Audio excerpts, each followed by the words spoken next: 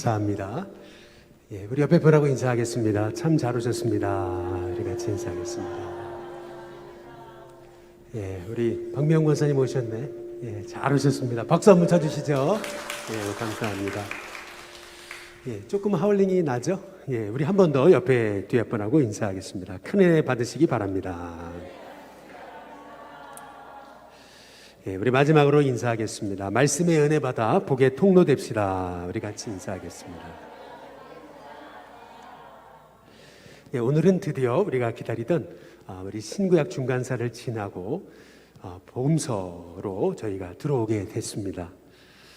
이사야 30장에 16절, 18절, 19절에 보면 여호와께서 기다리시나니 이렇게 얘기합니다. 이는 너희에게 은혜를 베풀려 하시며 일어나시리니 너희를 긍휼히 여기려 하심이라 이제 이렇게 말씀하십니다. 그러면서 그를 기다리는 자 복이 있다 이제 이렇게 말씀하시거든요. 그러면서 19절에 뭐라고 말씀하시냐면은 시온에 거주하며 예루살렘에 거주하는 백성아 너희는 다시 통곡하지 않을 것이다 이제 이런 말씀을 주세요. 우리가 신구약 중간기를 통해서 우리가 400년간 꼭 하나님이 침묵하시는 것처럼 보였죠. 그러나 침묵은 하나님의 침묵이 아니고 우리를 구원하시기 위해 예수님을 보내시기 위해 준비하시고 기다리신 이제 그런 기간이 400년임을 우리가 살펴보았습니다.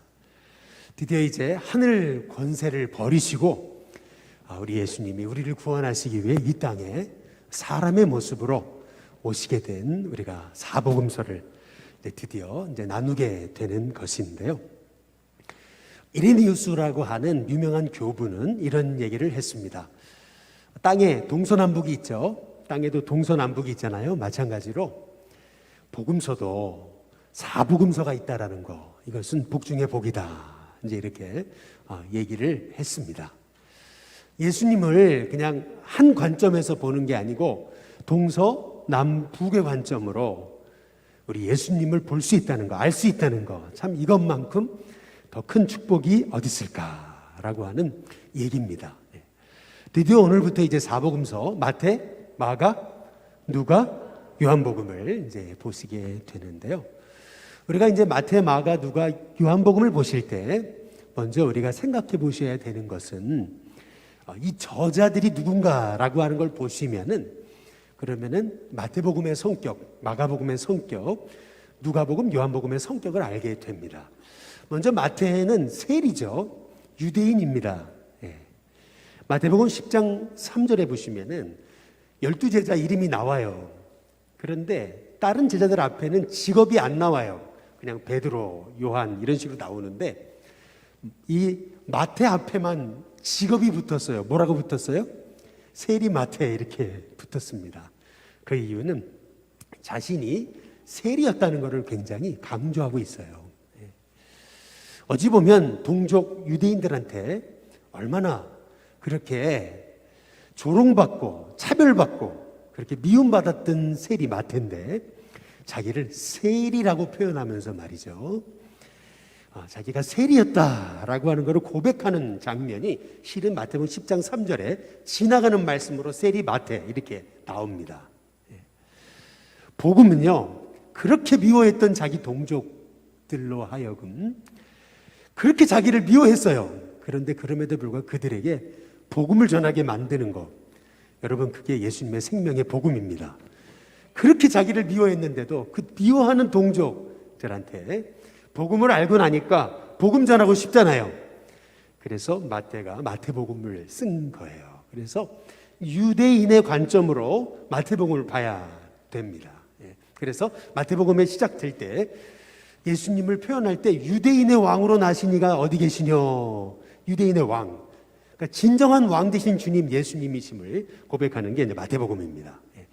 그런 관점으로 마태복음을 보시면 여러분이 조금 더 마태복음을 이해하기가 쉽고요. 마가복음의 경우 마가 그러면은 여러분 생각나는 게 뭐죠? 마가의 다락방입니다. 아니 다락방에 120명이 들어갔대요. 그러면 이 마가는 얼마나 잘 사는 그러한 사람이었겠냐는 마가다락방, 그렇죠? 다락방에 120명이 들어갔어요. 얼마나 다락방만 120명이 들어간다면 그는 얼마나 부유한 사람이었는가 우리가 생각해 볼 수 있죠. 근데 왜 마가다락방이 중요한 거냐면은 이 마가다락방에 성령님이 오시잖아요. 오순절 성령 체험을 했잖아요. 그 광경을 봤던 사람이 마가입니다. 다시 말하면은요, 이 마가는요, 마가복음을 예수님이 행하신 기적을 중심으로 예수님을 소개하고 있어요. 왜냐하면 그는 처음부터 기적 사건을 통해서 예수님을 체험한 사람이거든요. 그래서 마가복음에는 다른 복음서와 달리 기적 중심으로 말씀을 전개해 나가고 있습니다. 예수님이야말로 우리를 구원하시기 오신 참 주님이시다. 이제 그거를 기적의 사건으로 풀어가는 거예요. 근데 그럴 수밖에 없어요. 왜냐하면 마가는 나중에 이집트에 가서 복음을 전합니다. 저도 이 마가의 그 이집트의 그 교회를 가봤는데요. 교회가 지하에 있습니다. 반지하. 그것이 의미하는 게 뭐냐면 그토록 고난의 한복판에서 신앙을 지켰다는 얘기입니다. 그러다 보니까 고난 가운데서 신앙을 지키려다 보니까 성도들에게 필요한 것은 예수님이 이렇게 우리의 모든 문제를 해결하시는 치유자시다. 이거를 강조할 수밖에 없었던 거죠. 그래서 마가복음에서는 예수님 행하신 이적 중심으로 말씀을 풀어갑니다. 마가는 바나바의 조카였습니다. 그리고 누가복음을 생각해 보시면 누가는 보통 디아스포라 유대인이다라고들 얘기를 하시는데 그렇지 않죠. 정설은 헬라인이었습니다. 누가는. 그리고 의사 출신입니다. 의사는 당시에 그래도 자유가 좀 있었죠. 이 누가는 바울과 함께 감옥에 붙잡혔던 사람입니다. 골로새 4장 14절에 이 누가에 대해서 바울은 사랑받는 의사다 이제 이렇게 얘기하고요. 디모데후서 4장 11절에서는 다 나를 떠났지만 누가만 나와 함께 있다 이제 이렇게 이제 말하고 있습니다. 그처럼 바울과 함께 고난의 자리에 끝까지 동참했던 사람이 누가인데요. 그래서 누가는 데오빌로 각하에게 복음을 전하기 위해 쓴 것이 누가복음이죠. 근데 뜻밖에도 이 누가는 누가복음을 통해서 약한 자, 소외받은 자, 상처받은 자, 그 참 고통당하는 사람들을 중심으로 누가복음을 썼습니다. 그래서 선한 사마리아인의 비유가 어디 나와요? 누가복음에 나오는 겁니다. 낮고 천한 영혼들을 위해 주님이 오셨음을 증거하는 게 이제 누가고요. 요한은 예수님이 사랑하시는 제자 아니겠어요? 예수님의 제자 중에서 예수님의 그 품에 안겨본 사람은 어찌 보면 성경에 요한 한 사람뿐인 것처럼 나오죠. 그처럼 예수님의 인간됨을 제일 숨결을 가슴에 품에서 느꼈던 사람이 요한인데요. 그래서 요한복음에서는 예수님이 눈물을 흘리시더라. 예수님이 행로에 고온하여 이렇게 이런 예수님이 참 피곤하셨다라고 하는 인간적인 모습을 전할 뿐만 아니라 동시에 예수님은 하나님이셨다. 말씀이 육신이 되어 우리 가운데 거하심에 그의 영광을 보니 독생자의 영광이요 라고 고백했던, 그래서 태초에 말씀이 계시니라 이 말씀은 하나님과 함께 계셨으니 곧 하나님이시라 라고 고백하는 사람이 요한입니다. 드디어 이제 마태복음 1장 1절에서부터 이제 복음서가 시작되죠. 우리 다 함께 한번 마태복음 1장 1절을 다 함께 한번 읽어보면요. 같이 있습니다. 시작. 아브라함과 다윗의 자손 예수 그리스도의 뭐라고요? 계보라. 계보라는 건 뭐냐면 족보를 얘기하는 겁니다. 아니 왜 성경을 시작하면서 그것도 마태복음, 복음의 시작이 왜 족보 얘기인가? 라고 생각하실지 모르겠습니다. 마태는 구약 성경을 아브라함과 다윗을 통해서 총 2000년의 사건으로 요약하고 있습니다. 그러면서 아브라함과 다윗의 자손 예수 그리스도의 족보다, 계보다라고 하는 것을 이제 강조하고 있는데요. 특별히 마태의 족보는 우리 마태복음 1장 한번 17절에 보면 그런즉 모든 대수가 아브라함부터 다윗까지 몇 대요?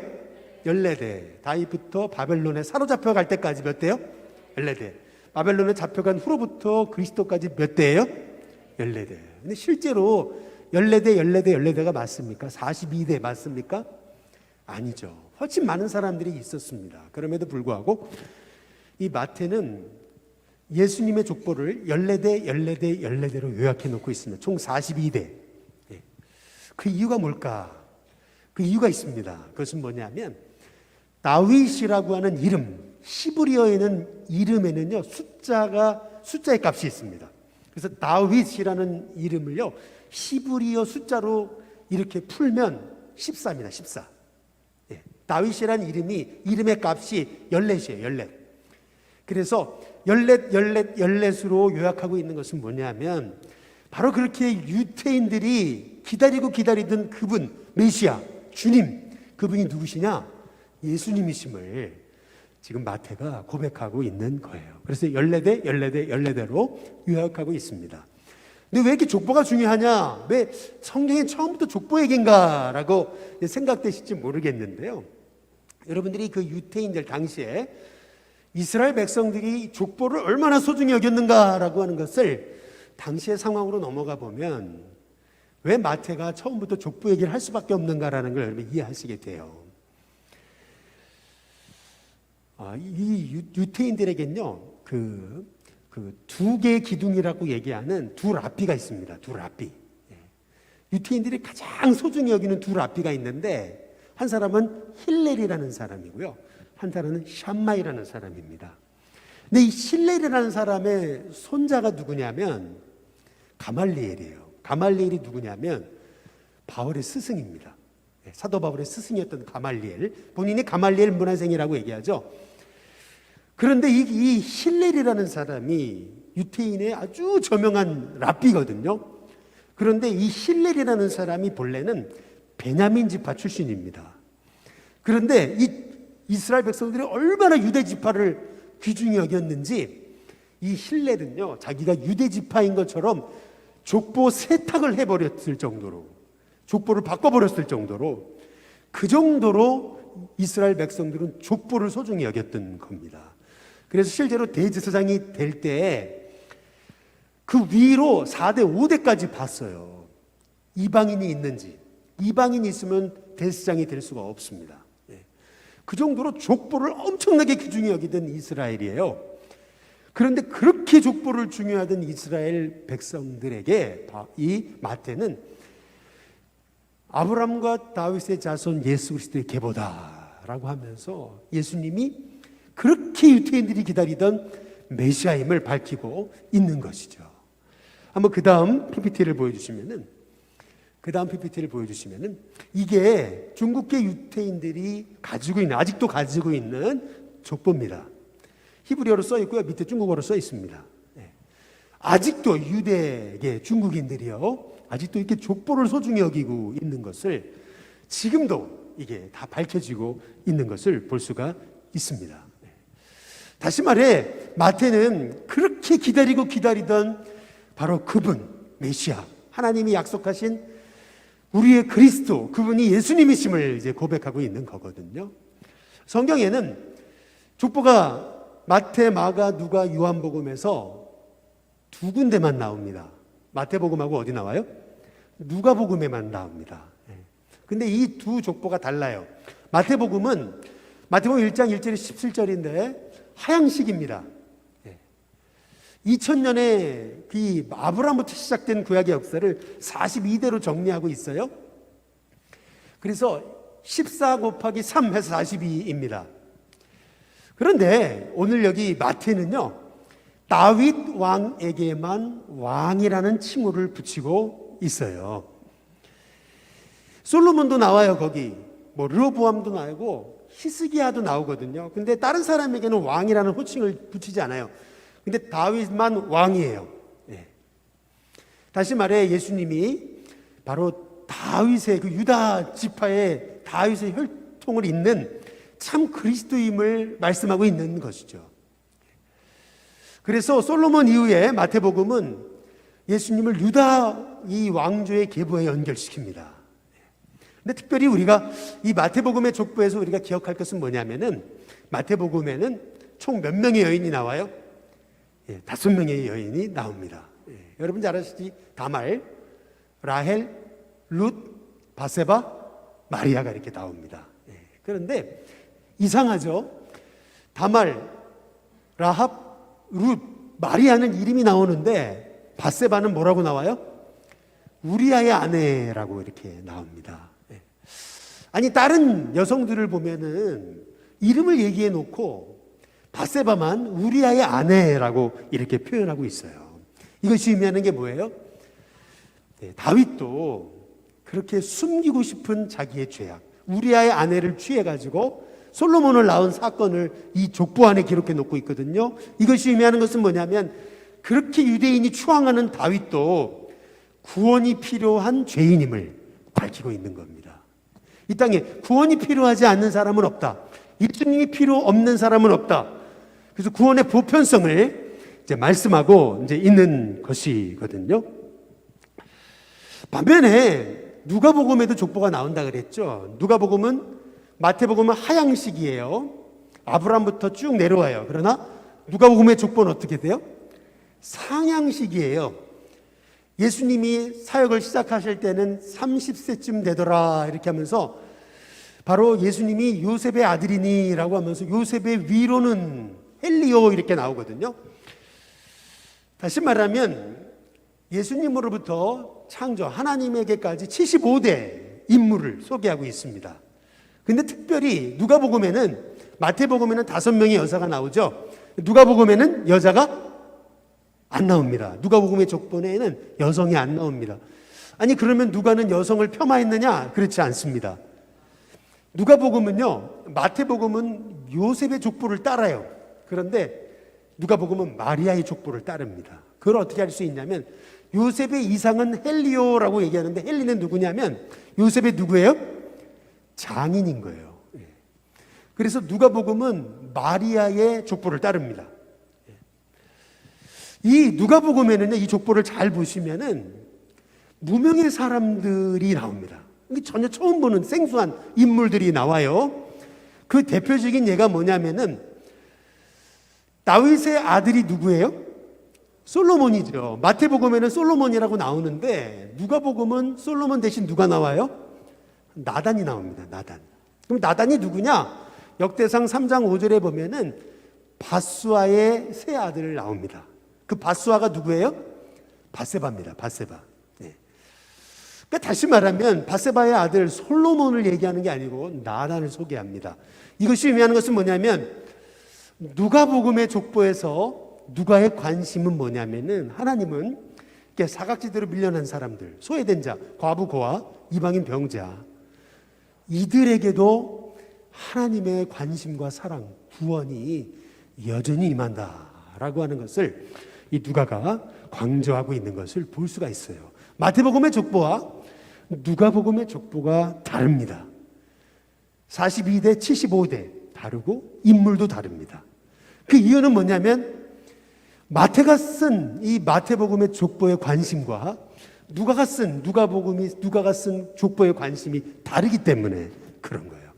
아니 왜 다르냐? 어떤 사람은 그렇게 얘기할지 모르지만 다르기 때문에 이렇게 하나님의 복음에 대해서 우리가 여러 시각과 각도로 볼 수 있다는 것이 이게 복 중에 복인 거죠.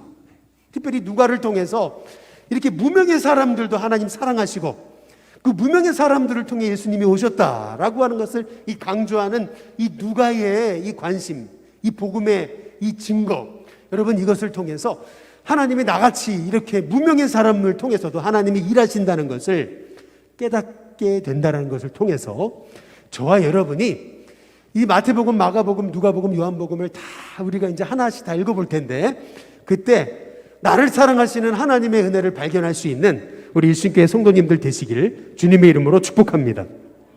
이제 드디어 이제 마태복음 이제 1장 이제 18절을 보시면은 예수님이 어떻게 우리 가운데 오셨나라고 하는 것을 증거하고 있습니다. 18절에 보면 예수 그리스도의 나심은 이러하니라, 어떻게 오셨나라는 것을 이제 설명하고 있는 건데요.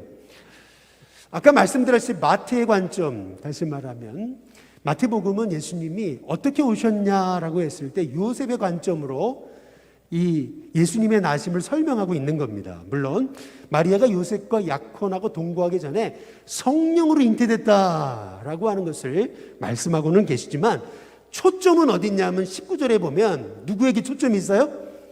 요셉에게 초점이 있어요.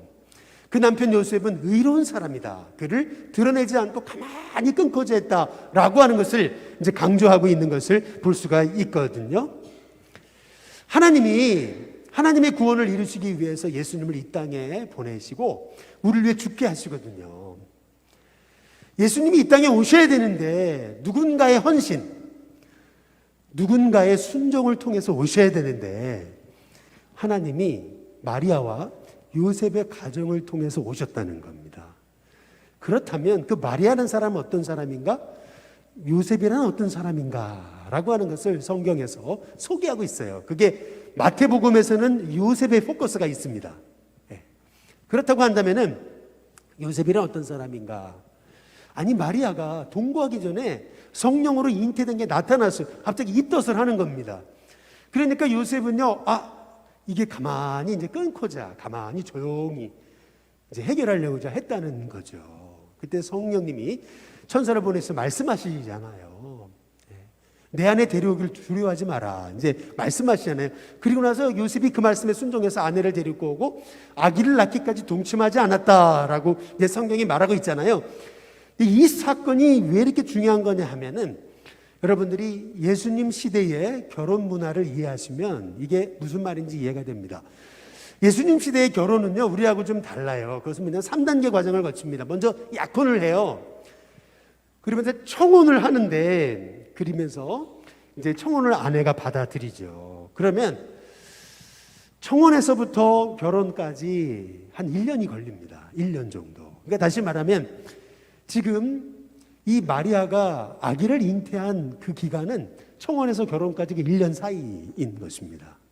근데 이것이 왜 이렇게 대단한 거냐면 우리는 여러분 마리아와 요셉이 마리아가 예수님을 가질 때 몇 세쯤 됐을까요? 몇 세라고 생각하세요? 요즘처럼 30대? 10대입니다. 10대.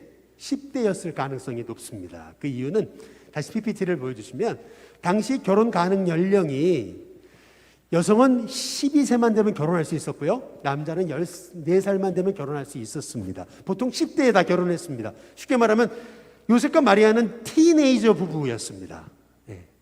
청소년 부부였다는 거예요. 그게 당시의 문화였습니다. 그런데 약혼할 때 이제 청혼을 받아들여요. 그렇게 되면은요, 약혼할 때 신랑이 신부에게 신부 아버지 신부 값을 줘야 됩니다. 이게 브라이드 프라이스라고 모하르라고 하는 신부 값을 줘야 됩니다. 잘 길러주셨잖아요. 그래서 돈을 줘야 돼요. 이게 당시 문화입니다. 결혼이 이제 성사가 되죠. 청혼이 성사가 되면 이 신부 아버지가 신랑에게 혼수금을 줍니다. 그게 얼마였는가? AD 128년에 이게 고고학적으로 발견됐는데 500데나리온입니다. 500데나리온 얼마요? 한 사람의 노동자가 하루 일하는 품삯이 1데나리온이에요. 1데나리온을 10만 원으로 계산하면 500데나리온이면 지금 돈이 얼마예요? 5천만 원입니다. 5천만 원.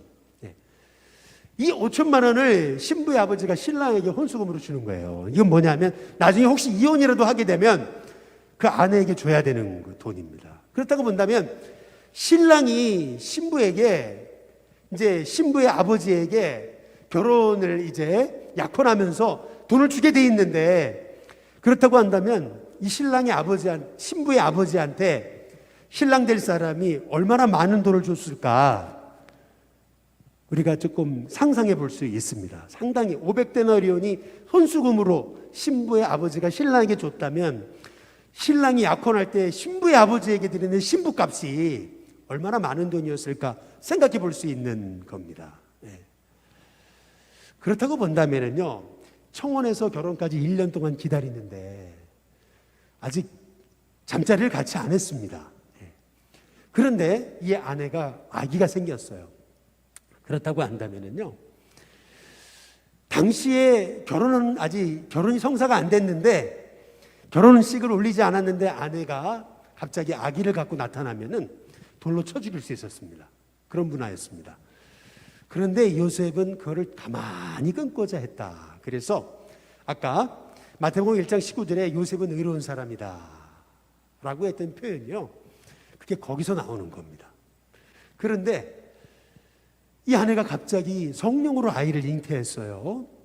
그래서 거기에 순종해서 이 아내를 데리고 왔는데, 근데 이 아이를 낳기까지 동침하지 않았다.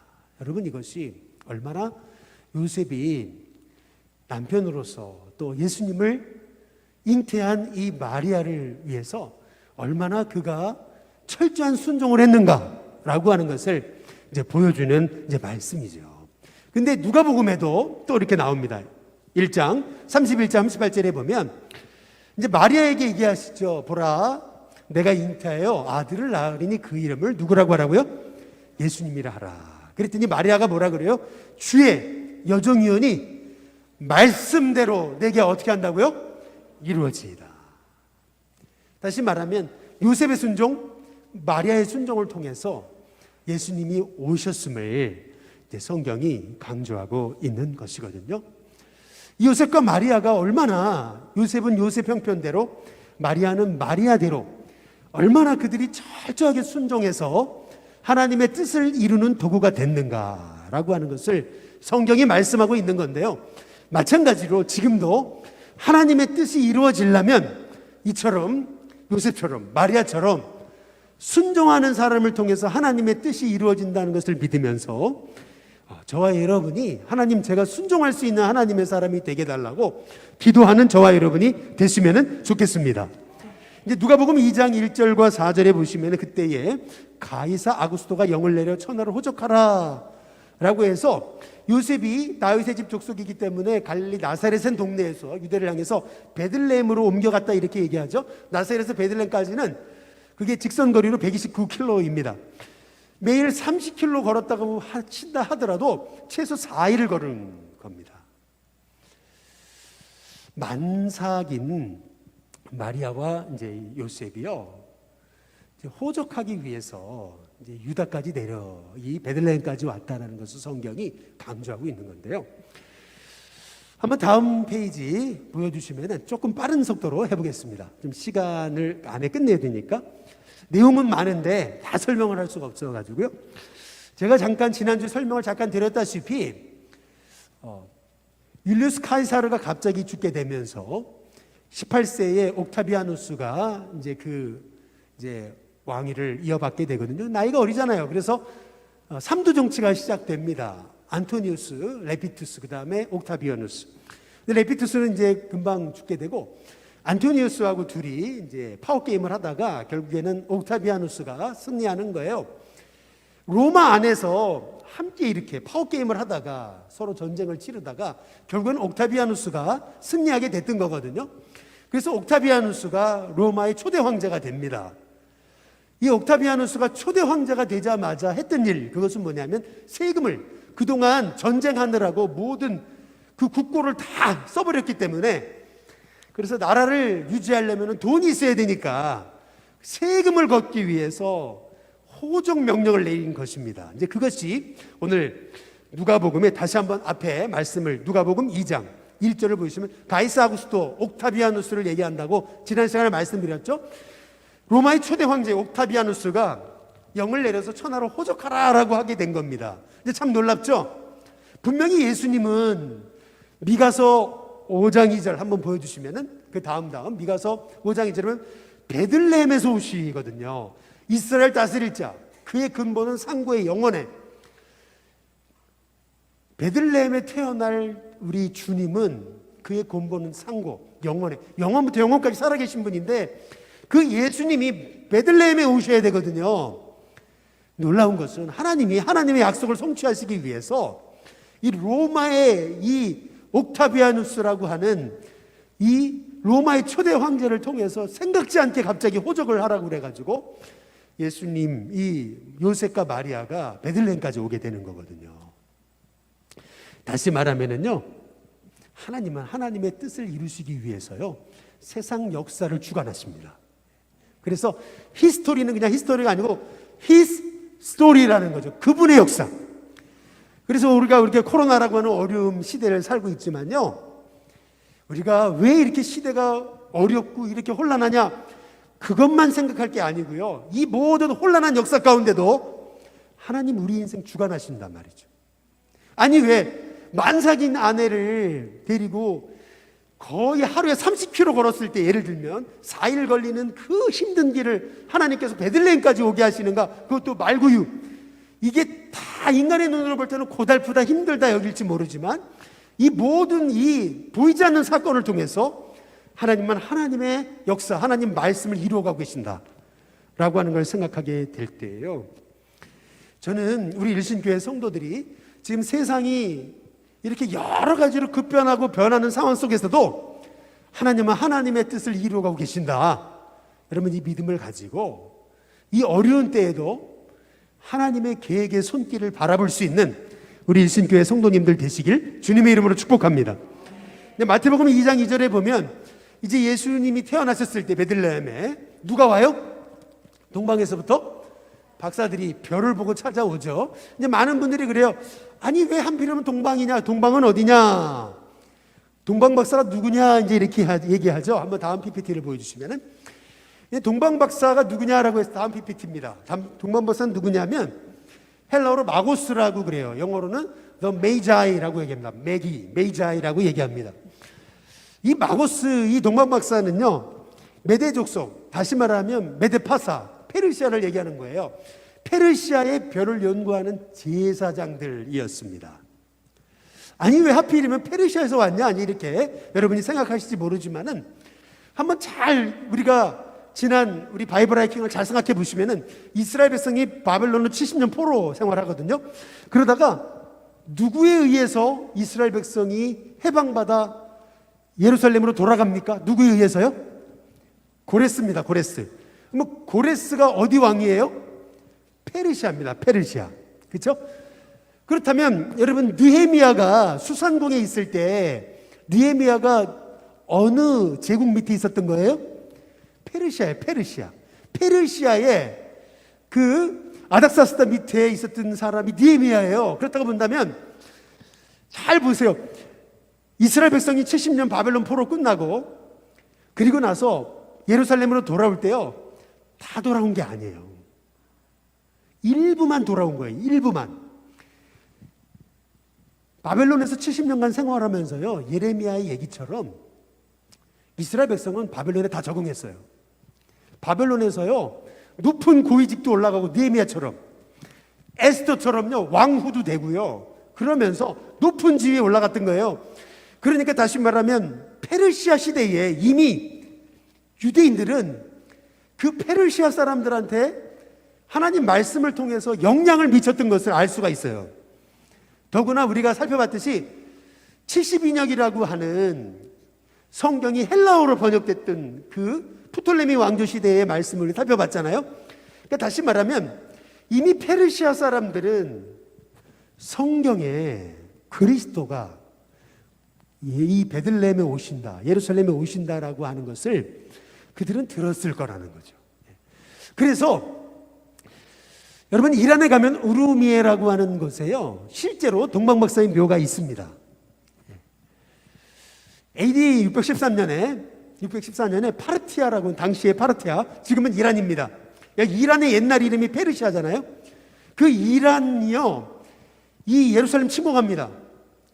근데 베들레헴 와봐서 그 예수님의 탄생교회에 왔었는데 교회를 완전히 이제 초토화시키려고 했는데 딱 들어왔다가 거기서 제사를 집례하는 제사장의 옷이 페르시아 전통어라고 똑같은 거예요.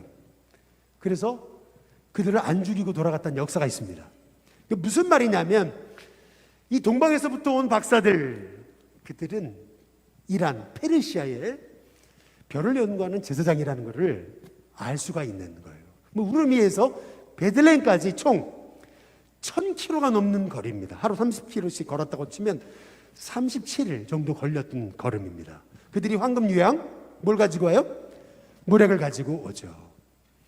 모략이 성경에 나오죠. 에스더 2장 12절을 읽어보시면 에스더가 왕으로 뽑히기 전에 6개월간 모략을 발랐다는 얘기가 나옵니다. 에스더 2장 12절에.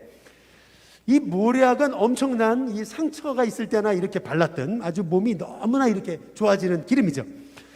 그러면 황금 유향 모략의 특징, 이 세 가지 특징은 뭐냐면 여러 가지 이게 영적인 의미에 대해서 살펴보는데, 실은 황금, 유향, 모이락이 의미하는 것은 뭐냐면은 비싸고 그다음 뭐예요? 구하기 힘들고 그리고 운반하기 쉬운 걸 얘기하는 겁니다. 그걸 들고 그 먼 거리에서 와서 예수님을 경배했다. 우리는 이 페르시아에서 온 이 동방박사의 모습을 통해서 하나님은 하나님의 구원의 역사를 이렇게 이방인을 통해서도 성취시키신다 라고 하는 것을 우리가 살펴볼 수 있는 거거든요. 한번 민수기 24장 17절에 보면, 민수기 24장 그 다음 PPT입니다. 17절에 보면 내가 그를 보아도 이때 일이 아니고 그를 바라보도 가까운 일이 아니로다. 한 뭐가 나요? 별이 야곱에서부터 나오고 한 규가 이스라엘에서 일어난다. 분명히 별에 대한 약속이 있잖아요. 그러니까 다시 말하면은요, 하나님은 하나님의 구원의 역사를 이루시기 위해서요, 이렇게 하나님은 전혀 생각지 못한 사람들을 통해서도 하나님은 하나님의 구원의 약속을 성취시키시는 것을 이제 볼 수가 있습니다. 예수님이 이 땅에 오신 이 증거는요, 성경에 수없이 많아요. 또 성경 이외에도 수없이 많은 증거들이 있어요. 그럼에도 불구하고 사탄은 어떻게 하죠? 교묘하게 어떻게 해요? 예수님이 실제 인물이었냐 라는 것부터 시작해가지고 사람들을 내가 예수님을 부인하게 만듭니다. 예수님이 실제 인물 맞아? 뭐 이런 식으로 말이죠. 실제는 저도 옛날에 신학교 때 그걸 의심해 본 적이 있습니다. 그 정도로 얼마나 마귀는 교묘하게 우리로 예수님을 믿지 못하게 하는가. 그래서 마태복음 2장 7절에서 8절에 보면은요, 헤롯이 예수님이 나섰다는 얘기를 동방박사로부터 듣고서 아기를 죽이라고 명령하잖아요. 그렇죠? 어찌 보면 이것이 여러분 사탄의 역사입니다. 사탄이 결국에는 어떻게 하든 간에 예수님에 관한 복음을 사람들이 듣지 못하게 하지만, 그러나 오히려 이 어린아기들 죽이라 했던 이 헤롯 대왕은 오히려 자기가 죽잖아요. 이제 마태복음 한번 2장 14절에서 한번 15절에 이제 보시면은요, 마태복음 2장 14절에서 15절 보시면은 이제 예수님이 나시고 베들레헴 마곡간에서 나시죠. 그리고 나서 이 헤롯 대왕이 이제 예수님 어린 아기를 다 죽이려고 그러죠. 참 놀랍죠. 하나님은요, 요셉을 통해서 그 아기와 마리아를 애굽으로 피신하게 하십니다. 헤롯이 죽기까지 이제 거기 있게 하시는데, 이 모든 것도 애굽으로부터 내 아들을 뭐 했다고요? 불렀다 함을 이루려 하십니다. 이게 뭐냐면 호세아 11장 1절에 내 아들을 애굽에서 불렀다 라고 하는 말씀을 하나님께서 이루시는 것을 볼 수가 있습니다.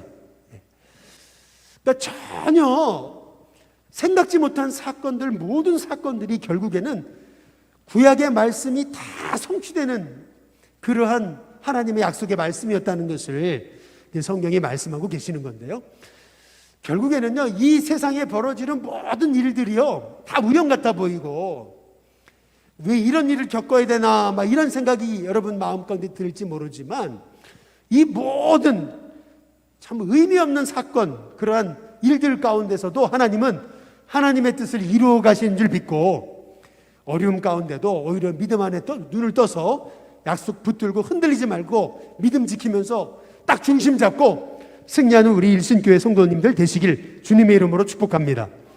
마태복음 2장 14절 15절을 보시면은 예수님이 잠깐 마리아와 함께 요셉과 함께 애굽으로 피하시잖아요. 그러면 애굽에 도대체 뭐가 있었길래? 여러분, 당시 알렉산드리아를 중심으로 이집트입니다. 이집트를 중심으로 유대인이 100만 명이 거주하고 있었습니다. 이미 예수님은 그 애굽에 잠깐 피신했던 것이죠. 그리고 나서 마태복음 2장 22절에 보면은 아켈라오가 이제 헤롯이 죽고 대왕이 죽고 그의 아들 아켈라오가 아버지 헤롯 대왕을 이어서 유대 임금이 되거든요. 근데 그 성경에 보니까 거기로 가기를 뭐 하셨다고요? 무서워하셨다. 그 꿈의 지시함을 받아 갈릴리 나사렛으로 떠나시게 되거든요. 이게 무슨 사건이 있었냐면 실제로 아켈라오는요, 역사적으로 이거는요 밝혀진 겁니다. 아켈라오가 얼마나 폭군이었냐면 이 유대 이스라엘 백성들이 6월절에 예루살렘 모였을 때 3,000명을 학살해 버립니다. 3,000명을 죽여버려요. 그게 아켈라오입니다. 다시 말하면 AD 6년에 이 아켈라오가 폐위되는데, 이렇게 예수님의 부모 이 마리아와 요셉이 이 유대로 가기를 무서워하더니라고 하는 말씀이 바로 이 아켈라오와 같은 그런 폭군이 있었기 때문에 두려워했는데, 하나님이 꿈에 지시하셔서 이 마리아와 요셉을 갈릴리로 보내셨던 겁니다. 하나님께서 이 모든 이 세상의 이 정치, 이 역사를 통해서도 하나님의 뜻을 성취해 가시는 장면을 우리가 볼 수 있는 건데요. 이제 누가복음 2장 42절, 46절, 52절에 보면 예수님의 어린 시절은 딱 여기 누가복음 하나 나옵니다. 유일하게 예수님이 12살 되셨을 때 성전에 올라가서, 성전은 뭐냐면 예루살렘 성전을 얘기하는 겁니다. 근데 예수님이 부모님과 함께 올라갔다가 예수님을 잃어버리잖아요. 사흘 후에 예수님을 찾아요. 근데 예수님이 어디 계시냐면 성전에 계시더라는 거죠. 근데 예수님이 뭐하고 계셨냐면 선생들과 함께 있으면서 말씀을 듣기도 하시고 묻기도 하시는 거예요. 그러면서 52절에 뭐라고 끝나냐면 예수는 지혜와 키가, 그 다음 뭐죠? 한번 따라해 보겠습니다. 자라가며.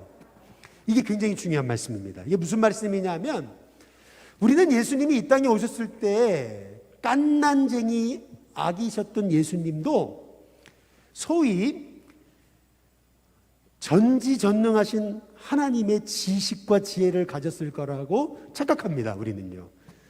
요즘 영화, 유명한 영화 하나 있죠? 뭔지 아세요? 보스베이비라고 혹시 보셨습니까? 보스베이비라고요. 베이비, 애기인데 그냥 엄청난 지혜를 발휘하거든요. 우리는 예수님이 보스베이비실 거라고 생각을 해요. 아니에요. 성경이 말하는 건 뭐냐면요, 예수님도 어리셨을 때부터 지혜와 키가 뭐라고요? 자라가셨다고 얘기를 해요. 이것이 의미하는 게 뭐냐면 예수님도 철저히 우리처럼 인간의 모습으로 오셨다는 거예요. 그래서 예수님도요, 성전에서 말씀을 듣기도 하고 배우기도 하셨어요. 이것이 의미하는 것은 이겁니다. 우리도요, 끊임없이 말씀 배우기를 힘써야 돼요. 끊임없이 말씀을 배우고 지혜와 지식이 어떻게 해야 돼요? 자라가야 돼요. 처음부터 성경을요, 처음부터 창세기부터 요한계시록까지 아주 통으로 깨닫는 사람은 없어요. 매일매일 말씀 앞에 서서 말씀 묵상하고 암송하고 말씀 붙잡고 기도하고 읽고 암송하고 할 때 저와 여러분을 통해서 그 말씀의 능력이 임하는 것입니다. 그래서 성경이 강조하는 건 그거예요. 예수님은 태어났을 때부터 모든 지혜와 지식을 가지신, 자라나실 필요가 없는 분이라고 얘기하지 않아요. 예수님도 그 지혜와 키가 어떻게 해요?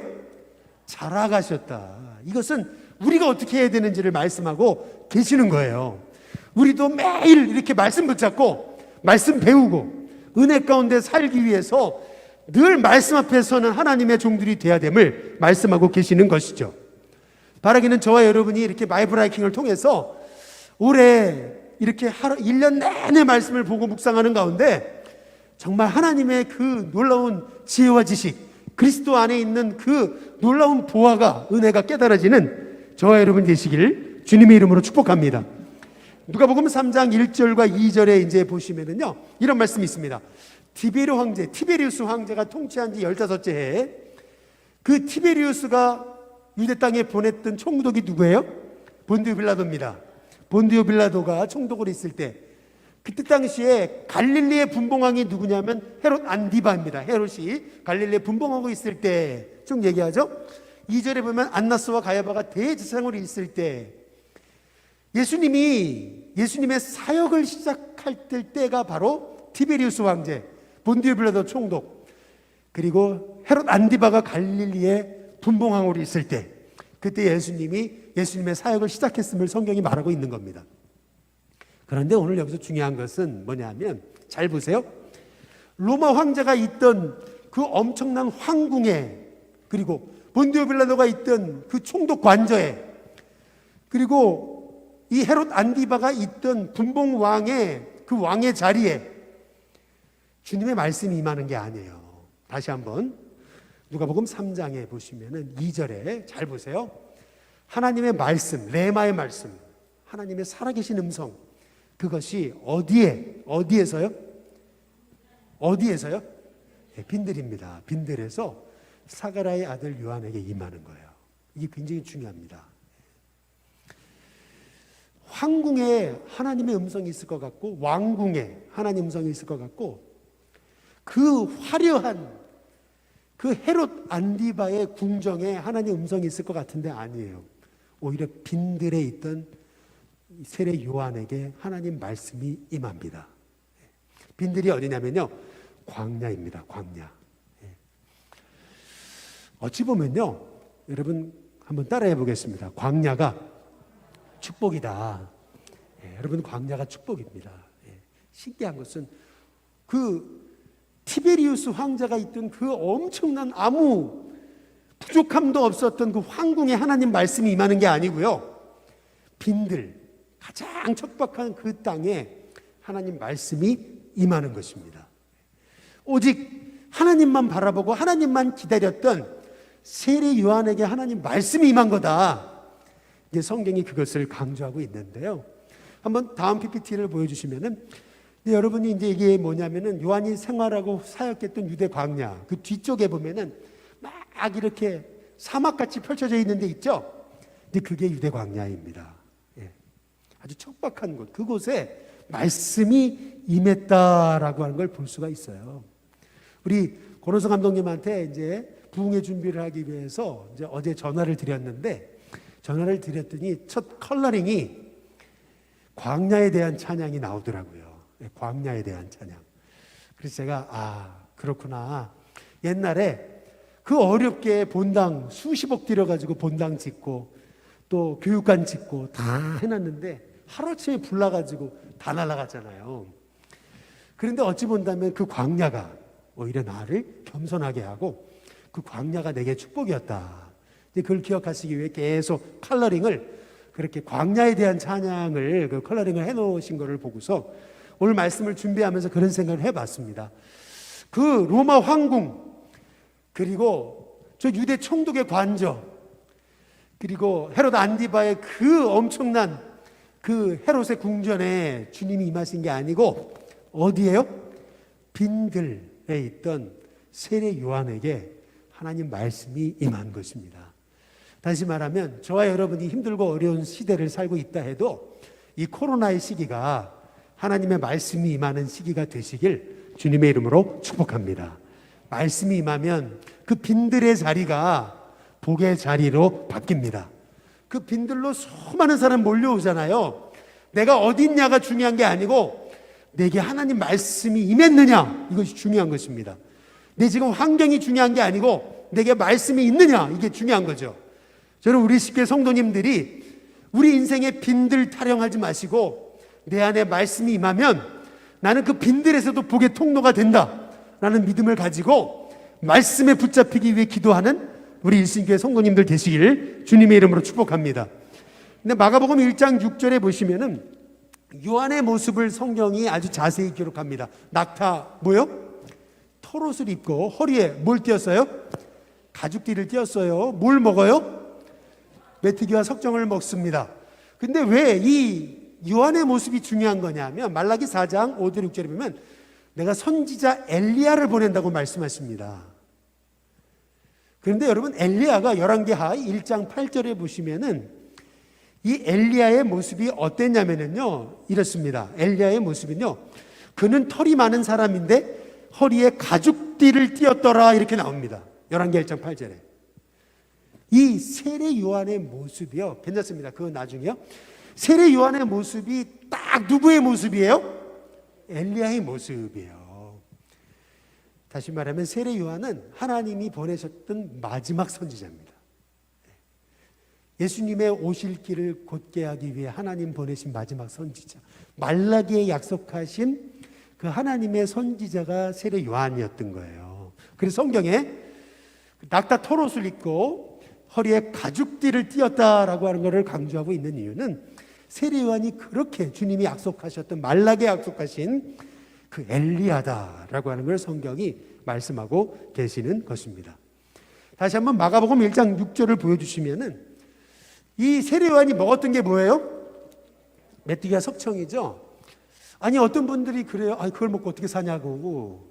그런데요, 여러분이 그 요엘서 1장 4절에 보면은요, 황충이 메뚜기를 먹고, 이 황충이 풀들을 먹고 황충, 메뚜기, 느치, 황충이 나와요. 네 종류의 벌레가 나옵니다. 근데 이게 다 메뚜기입니다. 여러 종류의 메뚜기입니다. 우리는 뭐 한 가지 메뚜기 보시지만요, 이 이스라엘에는 여러 메뚜기가 있었어요. 그런데 여기 세례 요한이 먹었던 메뚜기는 아크리타스라고 하는 겁니다. 실제로 한동대학교 교수님으로 계시는 이요엘이라는 교수님이요, 이스라엘에 있을 때 유대 광야에 자주 놀러 갔는데 그때마다 봤던 메뚜기가 있대요. 메뚜기가 얼마나인 줄 아세요? 메뚜기 2만 원. 예. 무슨 말이냐면요, 이게 메뚜기가 못 먹을 것 같은데 메뚜기를 이렇게 구워가지고 먹는 거예요. 예. 실제로 그게 아크리타스입니다. 아크리타스. 우리가 얘기하는 요만한 메뚜기가 아니고요, 이 주먹만한 메뚜기입니다. 예. 메뚜기도 여러 종류가 있어요. 그 메뚜기를 먹고 살았다는 거예요. 또 석청은 뭐냐라고 했을 때 사무엘상 14장에 보면 요나단이 전쟁 중에 너무 피곤해가지고 땅 위에 벌집의 꿀을 입에 댔더니 눈이 떠졌다 그러거든요. 그 석청, 그거를 먹은 겁니다.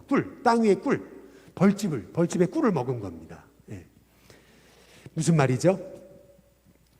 세례 요한은요, 철저히 어떤 세상의 부귀와 존귀함을 버리고요, 그 광야 적박한 곳에서 예수님만 기다리던 사람이에요. 사실은요, 오직 메시아만 기다렸던 인물이었어요. 그가 얘기합니다. 요한복음 1장 23절에 나는 선지자 이사야의 말과 같이 주의 길을 곧게 하라고 광야에서 외치는 뭐라고요? 소리다. 이게 왜 이렇게 중요하냐면요, 여러분 광야에서 소리 한번 외쳐보세요. 야! 하고 외치면은요, 아무리 크게 외쳐도 금방 사라집니다. 아무리 크게 외쳐도 사라져버려요. 나는 그런 존재에 불과하다는 거예요. 광야에서 외치는 소리에 불과해. 내 소리는 금방 사라진다는 거예요. 그러나 내 뒤에 오실 분, 나는 그분의 신들매를 풀기에 감당하지도 못한다 고백하죠. 과거에 노예들이, 주인들이 집에 들어갈 때 샌들을 신었는데 그걸 풀어줬던 사람들이 노예입니다. 노예. 근데 나는 그 노예가 하는 신들매 푸는 것도 감당 못한다. 나는 노예보다 더 낮은 자다라고 얘기하고 있는 거예요. 얼마나 위대한 고백이에요. 요한복음 1장 29절에 보면 요한이 예수님을 보고 얘기하죠. 보라, 세상 죄를 지고 가는 하나님의 뭐라고요? 어린 양이다. 예수님이 누구신지 그가 보았던, 예수님의 길을 예비했던 참 귀한 인물이죠. 딱 세례 요한은 6개월 일합니다. 6개월 일하고 헤롯 안디바에게 의해 목이 잘려 순교한 인물이 세례 요한이죠. 세례 요한은 요한복음 3장 28절에서 30절에 이렇게 얘기합니다. 나는 당신이 그리스도냐라는 질문에 나는 그리스도가 아니다. 나는 그 앞에 보내심을 받은 자에 불과하다. 그러면서 그런 얘기를 하죠. 신부를 취하는 자는 신랑이라는 거예요. 신랑. 그러나 신랑의 음성을 듣는 친구가 뭐예요? 크게 기뻐한다. 나는 이러한 기쁨, 다시 말하면 들러리의 기쁨으로 충만했다는 거예요. 아까 얘기했죠. 청혼이 이루어지고 결혼까지 1년의 시간이 지납니다. 드디어 이 신랑이 신부 집에 와요. 그러면은 신랑이 신부 집에 올 때 이 신부의 친구 들러리들이 막 박수치고 기뻐하는 거예요. 신랑을 맞이합니다. 나는 그 들러리의 기쁨으로 충만했다. 이게 세례 요한입니다. 그러면서 세례 요한이 요한복음 3장 30절에 보면 얘기합니다. 다 함께 같이 읽어보겠습니다. 함께 있습니다. 시작. 그는 뭐라고요? 흥하여 얘기했고 나는 쇠리라. 예. 철저히 예수님을 높였던 이 세례 요한의 모습을 볼 수가 있는데요. 이런 주님의 오심을 준비했던 세례 요한 같은 인물이 있었기 때문에 하나님 말씀이 성취되고요. 그리고 이 세례 요한 같은 인물이 있었기 때문에 우리 주님이 높임을 받으시는 거죠. 언제나 하나님은 이런 이 광야에서조차 주님을 기다리고 주님께 쓰임받기를 사모하는 그 한 사람을 통해서 하나님의 뜻을 이루어 가시는 줄로 믿습니다. 여러분, 세례 요한을 전에 우리가 신구약 중간사에서 에세네파라고 잠깐 여러분께 설명을 드렸는데, 바리새파, 사두개파, 그리고 뭐예요? 에세네파. 이게 당시 예수님 당시에 했던 세 분파였습니다. 근데 에세네파는 어떤 사람들이냐면은 광야에서 생활하면서 오로지 주님을 기다렸던 사람들입니다. 이 사람들이 했던 일은 뭐냐면, 다음 페이지 넘겨보시면, PPT 보여주시면, 저게 이제 사해 주변에 그 동굴들이거든요. 절었습니다. 지금 사해 주변이 절해요. 풀 한 폭이 없고 절었습니다. 근데 그곳에 동굴 가운데, 그곳에 그 주변에 살면서요, 저들은 목욕제기하고 성경을 필사했던 겁니다. 그들이 썼던 성경들을요, 굴에다가 다 보관을 해놨어요. 그게 1900년대 중반에 발견됐습니다. 그게 그 유명한 사해사본입니다. 그때 이사야서가 1장부터 66장까지 통으로 있는 것들을 발견하고요. 아, 성경이 진짜구나. 그대로 성경이 있는 것들을 다 발견해냅니다. 두루마리로 엄청난 그 성경 사본이 거기서 발견됐던 거예요. 그 전까지 그렇게 오래된 성경 사본이 없었어요. 그런데 그 옛날 그 성경 사본들이 발견되면서, 야, 성경의 말씀이 진짜구나라고 하는 것을 이제 깨닫게 됐던 사건이 다름 아닌 에세네파, 세례 요한이 몸담았던 그 에세네파, 이 쿰난 이 동굴에서 발견되게 됐던 거죠. 이제 마지막으로 마태복음 4장 3절에서 4절에 이제 보시면은, 예수님이 이제 공생애를 시작하시기 전에 예수님이요 40일 금식하신 후 예수님이 마귀의 시험을 받으시는 장면이 이제 나옵니다. 세 가지 시험이 나오죠. 첫 번째 시험이, 내가 하나님의 아들이거든 명하여 이 돌들로 뭐가 되게 하라고요? 떡덩이가 되게 하라. 무슨 말이냐면, 예수님한테 경제적인 메시아가 돼보라는 거예요. 돌을 다 떡덩이로 바꾸면은, 사람들에게 다 먹여주면 예수님을 메시아로 모신다는 거예요. 근데 예수님 뭐라고 대답하시죠? 기록되었으되 사람이 떡으로만 사는 것이 아니고 하나님의 입으로부터 나오는 모든 뭐예요? 말씀으로 사는 것이다. 여기서 하나님의 입으로부터 나오는 모든 말씀, 이 말씀이 로고스가 아니고요, 레마입니다. 레마. 흐레마. 이 레마가 의미하는 것은 뭐냐면, 내게 매일 주시는 말씀, 그 말씀으로 살아야 된다고 예수님이 말씀하고 계시는 겁니다. 마귀는 예수님께 나타나서 40일 금식하신 예수님한테 저 돌덩이를 떡덩이로 바꾸면 당신을 메시아라고 사람들이 인정할 거라고 이렇게 얘기합니다. 그러나 예수님은 아니다. 사람이 떡으로만 사는 게 아니다. 하나님의 입으로부터 나오는 모든 말씀으로 사는 거다. 예수님은 신명기의 말씀을 인용하시면서 마귀를 대적하십니다. 중요한 것은 마태복음 4장 4절을 다시 한번 띄워보시면, 4장 4절에 예수께서 대답하여 이르시되, 그 다음 뭐죠? 기록되었으되. 한번 따라해 보겠습니다. 기록되었으되. 예수님은 마귀의 시험을 뭘로 이기셔요? 말씀으로 이기셨던 거예요. 마찬가지죠. 우리도요, 매일매일 내게 주신 말씀이 있어야 여러분, 우리도 이 영적 전쟁 같은 이 땅에서 승리할 수 있습니다. 우리의 신앙생활 영적 싸움과 같습니다. 내게 매일 주시는 레마의 말씀이 필요합니다. 과거에 은혜 받았던 것 같고 안 됩니다. 오늘 내가 은혜 받은 말씀이 있어야 됩니다. 그 말씀이 있어야 광야 같은 세월 가운데도 승리하는 저와 여러분이 됨을 믿습니다. 두 번째, 마귀가 뭐라고 시험하냐면 마태복음 4장 5절에 7절에 보니까, 예수님을 거룩한 성으로 데려가가지고 성전 꼭대기에 세웠다. 이 성전 꼭대기가 어디 성전이에요? 예루살렘 성전입니다. 예루살렘 꼭대기에 세우는 겁니다. 무슨 말이냐면, 이스라엘 백성이 가장 귀히 여겼던 게 성전이에요. 그 성전 꼭대기에 예수님을 세워놓고 네가 하나님의 아들이면 뛰어내려. 그런데 그 다음 마귀가 뭐라 그래요? 기록되었으되. 마귀도 말씀으로 예수님을 시험합니다. 말씀이 그랬지 않냐? 그가 너를 위하여 그의 사자를 명하셔서 그의 손으로 너를 받들어 다치지 않게 하셨다. 그 말씀이 있지 않냐? 마귀도요, 말씀을 인용해서 우리에게 타협해라 라고 우리를 속입니다. 아주 비슷한 말씀인데 그거를 자기 목적을 통해서 이용하잖아요. 그것이 마귀의 역사입니다. 그때 예수님이 어떻게 하세요? 또 기록되었을 때 다시 말씀을 가지고 딱 한마디로 마귀를 물리치십니다. 그게 뭐예요? 주 너희 하나님을 뭐라고요? 시험하지 말라. 한 말씀에 마귀를 쫓아내십니다. 마귀는 언제든지요, 우리를 유혹할 때 네가 어떤 기적 나타내면 사람들이 너한테 환호할 거야. 여러분, 복음은 신비입니다. 그러나 복음은 신비주의는 아닙니다. 예수님한테 기적 베풀어. 그러면 사람들이 널 메시아라고 따를 거야. 끊임없이 마귀는 사람을 먹여. 그러면 너를 경제적인 메시아? 기적 일으켜. 그러면 너를 신비적인 메시아로 여길 거야. 유혹하는 거예요. 그러나 우리 예수님은 다 거부하십니다. 그리고 마지막 세 번째, 마태복음 4장 8절에 10절에 보면 마귀가 또 그랬습니다. 마지막 시험입니다. 예수님을 데리고 지극히 높은 산으로 가서 천하만국의 영광을 보여줍니다. 그리고 만일 내게 엎드려 경배하면 이 모든 걸 너에게 주리라. 이렇게 얘기합니다. 무슨 말이에요? 마귀가 예수님을 시험했던 마지막 시험, 그게 뭔지 아세요? 정치적인 메시아가 되라는 겁니다.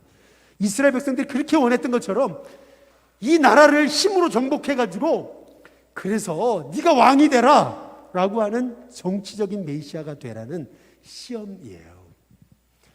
여러분, 그거 아세요? 사람이요, 소위 리차드 포스터가 얘기하듯이 돈, 섹스, 권력이라고 하는 게 있죠. 그 책 혹시 읽어보셨습니까? 돈, 섹스, 권력. 사람이요, 돈보다 더, 섹스보다 더 강력한 시험은 뭐냐면 권력입니다. 권력. 예. 정치적인 메시아가 돼보라는 거예요. 네가 한번 천하만국의 영광을 보여주면서 네가 정치적인 메시아, 네가 왕이 되라는 겁니다. 마귀는요, 끊임없이 예수님을 유혹했습니다. 먹여. 그러면 너를 메시아로 따를 거야. 살려. 그러면 메시아로 따를 거야. 네가 차라리 왕이 돼. 그러면 메시아로 따를 거야. 정치적인 메시아, 경제적인 메시아, 신비적인 메시아로 마귀가 유혹하는 겁니다. 근데 예수님 어떻게 하세요? 마태복음 4장 10절에 보니까 이렇게 말씀하십니다. 다 함께 같이 한번 읽어보겠습니다. 시작. 이에 예수께서 말씀하시되, 뭐라고 말씀하세요? 사탄아 물러가라. 그 다음 뭐라 그래요? 기록되었. 다시 말씀을 가지고 주 너의 하나님께 경배하고 다만 그를 섬기라 하셨느니라. 예. 여러분, 우리가 여기서 이제 마지막으로 이제 예수님이 시험 당하신 모습을 통해서 우리가 정리해야 되는 것은 뭐냐면요, 당시에 유대인들은요, 오실 메시아를요 정치적인 메시아로 오해했습니다. 경제적인 메시아, 이 배고픈 우리, 로마에게 압제당하면 세금 내고 이 배고픈 우리 먹여줄 메시아로 생각했던 겁니다. 그리고 신비적 메시아, 예수님이 병 고칠 때 사람들이 막 환호했던 겁니다. 그러나 여러분, 예수님은요 정치적, 경제적, 신비적 메시아를 다 거부하십니다. 예수님은요 우리의 영혼의 구세주로 오신 거예요. 그래서 영접하는 자, 곧 그 이름을 믿는 자들에게는요 하나님의 자녀가 되는 권세를 주시는 거예요. 다시 말해, 하나님이 세상을 이처럼 사랑하사 독생자를 주셨으니 이는 저를 믿는 자마다 멸망하지 않고 뭘 주세요? 영생을 주시는 거예요. 우리 예수님이 이 땅에 오신 것은 우리의 영혼을 구원하시기 위해서, 우리에게 영생을 주시기 위해서, 하나님의 자녀가 되는 권세를 주시기 위해 오신 거예요. 그래서 제자들이 마지막에 예수님 승천하시기 전에 이스라엘 나라를 회복하시면 이때입니까? 라고 물었을 때 그건 너희 관심 가질 게 아니다. 오직 성령이 임하시면 너희가 권능받고 예루살렘, 유다, 사마리아 땅끝까지 이르러 뭐가 돼요? 내 증인이 된다. 니들의 관심은 정치적인 일이 아니다. 니들의 관심은 뭐예요? 영혼 구원이라는 거예요. 영혼 구원. 예. 다시 말해서 교회가 할 일이 뭐겠습니까? 동네 사람들 뭐 먹이는 거 먹여야죠.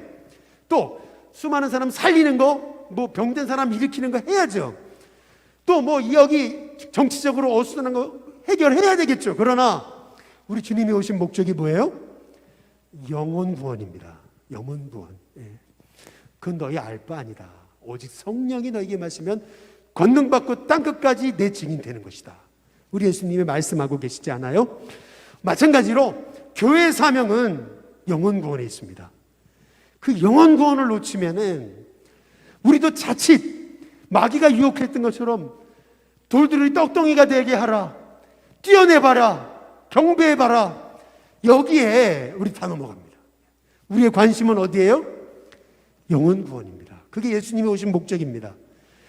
마찬가지로 우리 신교회가 예수님을 알면 할수록, 바로 알면 할수록 이 복음 전하는 게 이렇게 중요한 것이구나 여러분 깨닫습니다. 바라기는 하늘 권세를 버리시고 이 땅에 오셔서 우리를 살리시기 위해서 인간의 모습을 오셔서 나를 위해 죽으신, 부활하신 그 예수님, 그 예수님이 나 한 사람 구원하기 위해 오신 이 사건이 얼마나 중요한 것인가 여러분 깨닫고요. 저와 여러분이요, 돌덩이, 떡덩이가 되게 하는 일, 여러분 거기에 우리가 초점 맞고 우리가 관심만 두고 살아가는 인생이 아니라 정말 영혼 구원하고 생명 살리는데 쓰임받는 저와 여러분이 다 되시기를 주님의 이름으로 축복합니다.